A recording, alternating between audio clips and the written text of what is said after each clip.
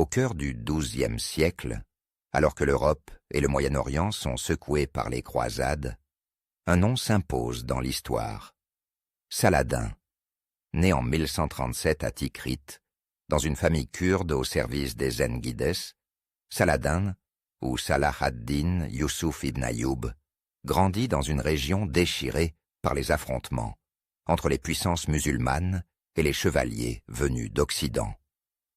Dans ce climat de tensions et de conflits, Saladin va progressivement s'affirmer comme l'un des plus grands souverains et stratèges de son temps, incarnant l'idéal du chef à la fois pieux, juste et magnanime. Au fil des années, Saladin étend son autorité sur l'Égypte, puis la Syrie, unifiant sous sa bannière un vaste territoire musulman. Mais au-delà de ses conquêtes politiques, c'est surtout son opposition au royaume croisé qui va forger sa légende. Face à lui, le royaume de Jérusalem, fondé lors de la première croisade, s'est imposé comme la principale puissance chrétienne de la région, contrôlant la ville sainte et une grande partie de la terre sainte. Pour Saladin, l'enjeu est immense. Reprendre Jérusalem, troisième lieu saint de l'islam, et mettre fin à la domination franque sur la région. La tension atteint son paroxysme en 1187, après des années de trêve fragile et de provocations réciproques. Gérard de Ridefort, maître du Temple, et Renaud de Châtillon, seigneur d'Outre-Jourdain, multiplient les raids contre les caravanes musulmanes, brisant les accords de paix laborieusement négociés. Pour Saladin, l'heure de la riposte a sonné. Il rassemble alors une armée impressionnante, forte de dizaines de milliers de cavaliers et de fantassins venus de toute la Syrie, de l'Égypte et même du Maghreb.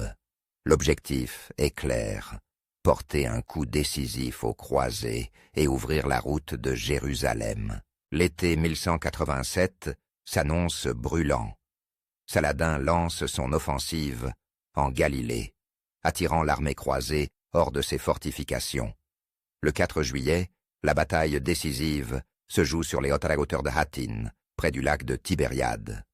Les chevaliers francs, assoiffés et épuisés, tombent dans le piège tendu par le sultan. Les tentes rouges de Saladin flottent au vent, et bientôt, la fumée des feux allumés pour étouffer les croisés envahit la plaine. L'armée chrétienne, encerclée et harcelée, s'effondre. Le roi de Jérusalem, Guy de Lusignan, est capturé, tout comme de nombreux barons et templiers. Seul Renaud de Châtillon connaîtra une fin brutale, exécuté par Saladin lui-même, en représailles pour ses actes de cruauté. La victoire d'Hattin est totale. Désormais, plus rien ne s'oppose à la marche de Saladin vers Jérusalem.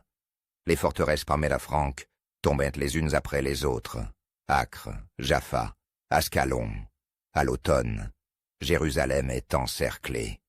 Dans la cité, la panique gagne les habitants.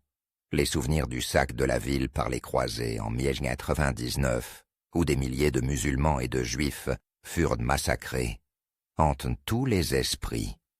Les défenseurs, menés par Balian d'Ibelin, savent qu'ils ne peuvent espérer résister longtemps. Mais Saladin, contrairement à ses adversaires, refuse le bain de sang. Il négocie la reddition de la ville, offrant la vie sauve à la population en échange d'une rançon modique.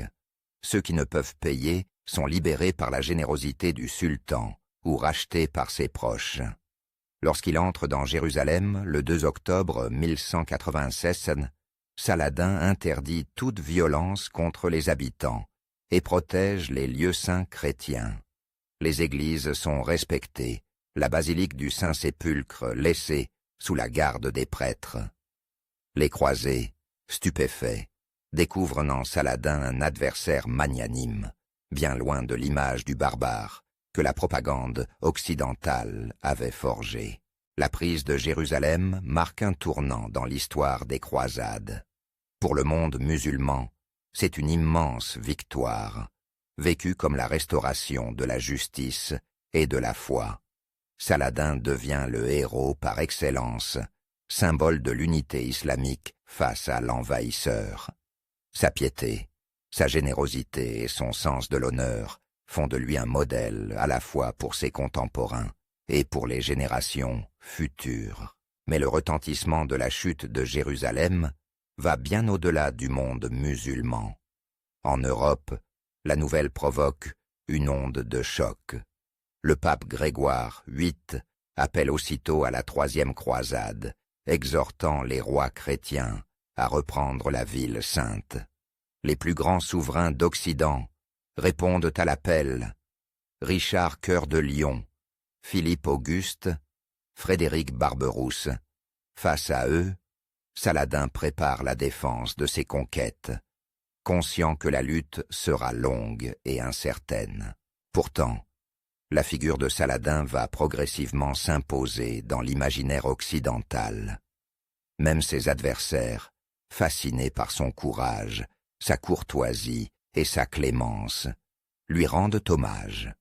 Les chroniqueurs francs rapportent ses gestes de bonté, comme lorsqu'il offre de l'eau à ses prisonniers ou soigne personnellement les blessés ennemis. Des légendes naissent autour de sa personne, le présentant parfois comme un roi chevaleresque, digne rival des plus grands héros de la chrétienté. La chute de Jérusalem et la montée en puissance de Saladin marquent l'apogée d'une époque. Après des décennies de division, le monde musulman retrouve une unité éphémère autour de la figure du sultan. Mais Saladin, conscient de la fragilité de sa coalition, s'efforce de consolider ses conquêtes par la diplomatie autant que par la force. Jusqu'à sa mort, en 1193, il reste fidèle à ses principes de justice et de tolérance, refusant de s'enrichir personnellement et consacrant sa fortune à la charité. Aujourd'hui encore, Saladin occupe une place à part dans l'histoire. Héros du monde musulman, il incarne la résistance face à l'invasion étrangère, mais aussi l'idéal du dirigeant éclairé, capable de faire preuve de clémence envers ses ennemis.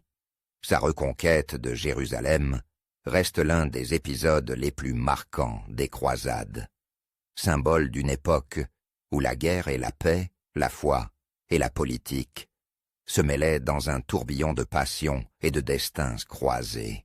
À travers la geste de Saladin, c'est toute la complexité du Moyen-Âge qui se révèle. Une ère de conflits, certes, mais aussi de rencontres, d'échanges et d'admiration mutuelle entre les peuples. La légende de Saladin continue d'inspirer, rappelant que, même au cœur des plus grandes épreuves, l'humanité et l'honneur peuvent triompher de la violence et de la haine.